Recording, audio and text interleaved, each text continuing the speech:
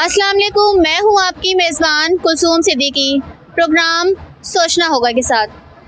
क्या आपने कभी गौर किया है कि सर्दियों में ज़ेरे ज़मीन से निकलने वाला पानी गर्म क्यों होता है और गर्मियों में ठंडा क्यों मिलता है? सोचिए इस बारे में और गौर कीजिए, क्योंकि सोचना होगा। अमूमन देखा गया है कि सर्दियों में ज़ेरे ज़मीन से निकलने वाला पानी तकरीबन गर्म होता है और गर्मियों में उतना ही ठंडा होता है। ऐसा क्यों होता है? अंदाज़ा लगाया गया है कि जो सारा साल ज़मीन का दर्जा हरारत है वो तकरीबन एक ही डिग्री पर रहता है, वो है तकरीबन 15 से 20 डिग्री।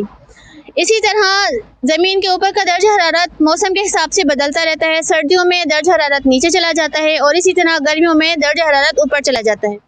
चूँकि ज़मीन के अंदर का दर्जा हरारत 20 सेंटीग्रेड रहता है, सर्दियों में क्योंकि 5 या 4 या माइनस में चला जाता है, उसके मुताबिक 20 डिग्री का निकला हुआ पानी हमें गर्म महसूस होता है।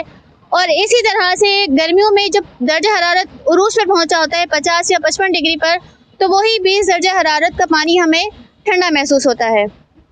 जी नाज़रीन, आज की वीडियो आपको कैसी लगी? आपको ये मालूमात कैसी लगी? हमें कमेंट सेक्शन में ज़रूर बताइएगा। हमारी वीडियो को लाइक करें और ज़्यादा से ज़्यादा शेयर करें और हमारे चैनल को सब्सक्राइब करना नहीं भूलिएगा।